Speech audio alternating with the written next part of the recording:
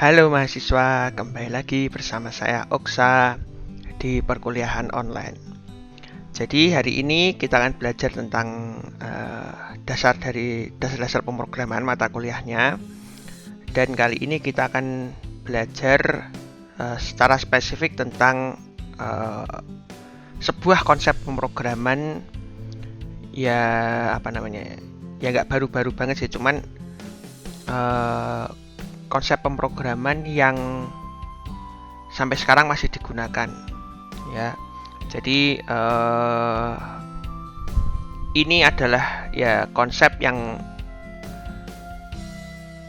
tentu saja berbeda dengan yang seperti yang kita ketahui di sebelumnya. Jadi kalau yang sebelumnya itu masih yang sifatnya sequential ya, jadi masih berurutan, pokoknya dieksekusi dari paling atas sampai paling bawah. Jadi code-nya dieksekusi seperti itu. Nah, ini ada sedikit perbedaan daripada yang itu, karena yang ini sekarang sudah menggunakan konsep yang baru, yaitu OOP, atau OOP ini singkatan dari Object Oriented Programming, atau kalau bahasa Indonesianya itu adalah pemrograman berorientasi objek. Ya, jadi ini materi aku ambil dari modul yang sudah aku bagikan ke kalian.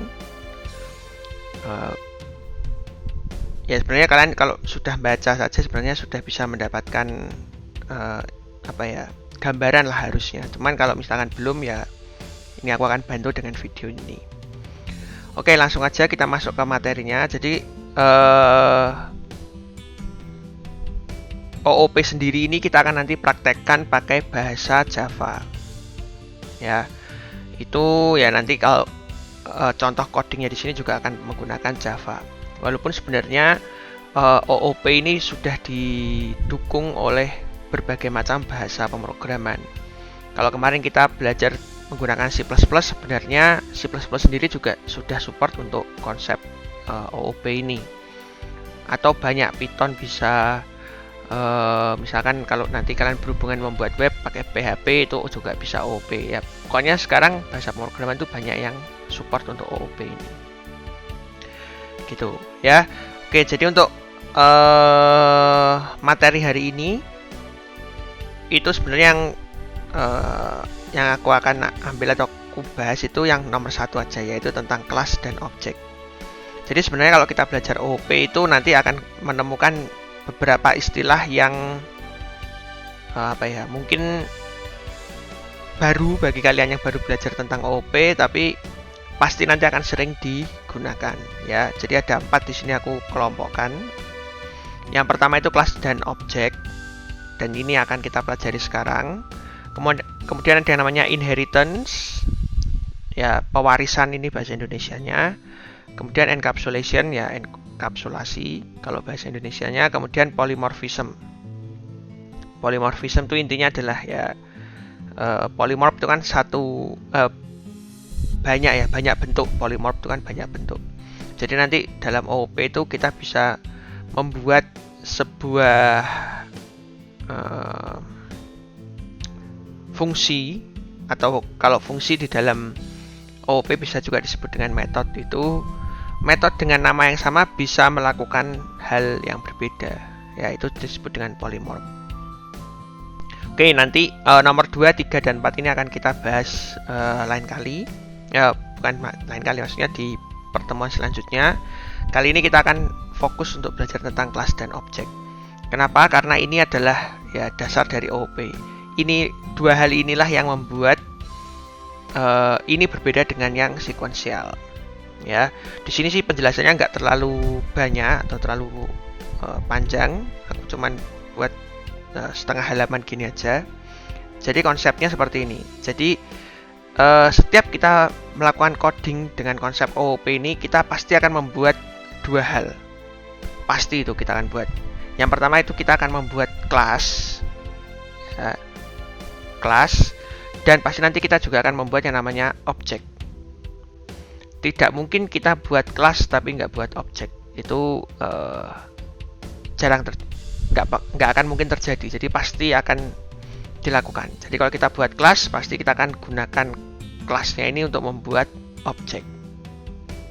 Nah, kalau kalian baca materi-materi di internet atau dimanapun, kelas ini bisa dianalogikan atau kalian bayangkan itu sebagai cetakan, atau bisa juga kalian bayangkan seperti blueprint. Jadi kalau misalkan kalian mau bangun gedung atau bangun rumah, misalkan lagi sedang digambarin oleh arsiteknya itu, biasanya akan digambar dalam bentuk blueprint ya, sehingga nanti gedung atau rumah yang sedang dibangun itu ya akan dicetak sesuai blueprintnya itu, atau dibuat sesuai dengan blueprintnya itu ya. Nah, ini juga sama kalau di dalam OOP ya, kelas ini berguna sebagai blueprintnya atau dasar dari pembuatan objeknya. Ya, dari penjelasan di sini juga sebenarnya sudah aku coba deskripsikan. Jadi kalau kita melihat sebuah kelas, kita nanti akan tahu objek yang akan dibuat itu seperti apa. Ya, di sini aku pakai contohnya mobil. Ya, nanti kita akan bisa lihat mobil ini nanti bentuknya seperti ini. Di dalam mobil itu ada rodanya. Ya, pokoknya bentuknya seperti ini. Ada rodanya. Kemudian di belakang ini ada kayak bagasinya. Kemudian di depannya mesinnya, misalkan seperti itu. Jadi dengan melihat kelas seperti ini, kita sudah bisa membayangkan nanti objeknya itu seperti apa. Nah, dari cetakan yang sama ini, ya cetakan atau dari kelas yang sama ini, kita bisa buat objek itu berbagai macam ya, nggak hanya satu aja.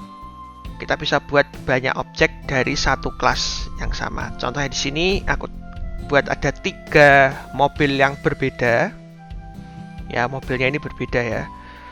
Berbedanya di mana? Yang pertama adalah namanya beda. Yang ini Polo, yang ini Mini, yang ini Beetle. Kemudian apalagi yang berbeda adalah warnanya. Ya, Polo warna hijau, Mini warna biru, Beetle warna merah. Intinya apa? Intinya adalah dari kelas yang sama kita bisa membuat ini 3 objek berbeda, walaupun pada kenyataannya nggak selalu 3 ya, bisa 4, bisa 5, bisa 110 gitu. Objeknya nggak terbatas. Tapi yang membedakan adalah semua objeknya ini berbeda-beda. Ya. Jadi ya kayak gini nih contohnya.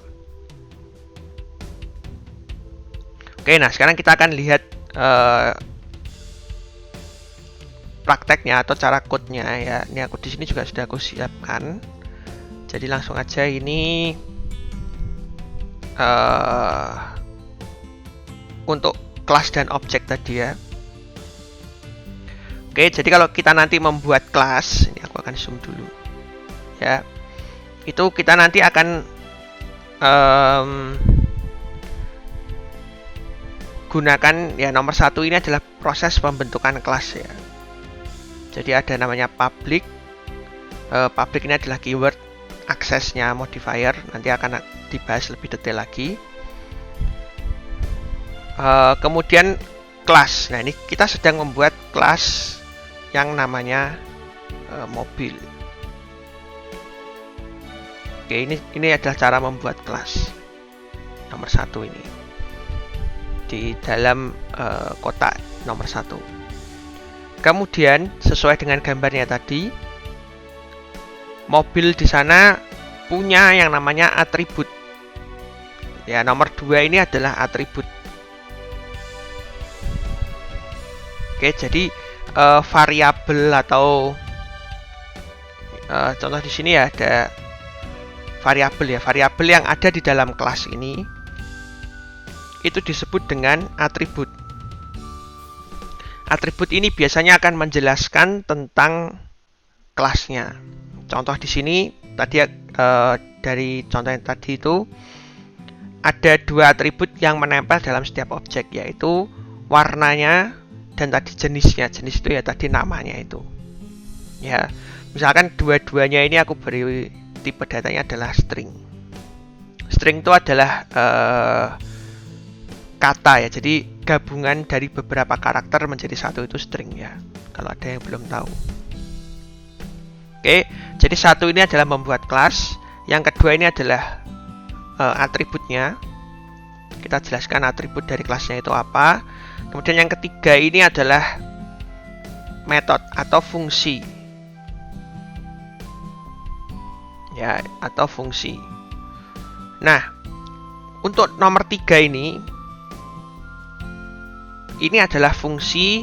Kalau kita lihat di sini, dia akan memanggil nama kelasnya sendiri ya. Jadi dia public ini access modifiernya, kemudian dia memanggil fungsinya sendiri ya. Ini fungsi dari nama kelasnya sendiri. Jadi kalau ada sebuah fungsi manggil nama kelasnya seperti ini kalau dalam OOP disebut dengan konstruktor.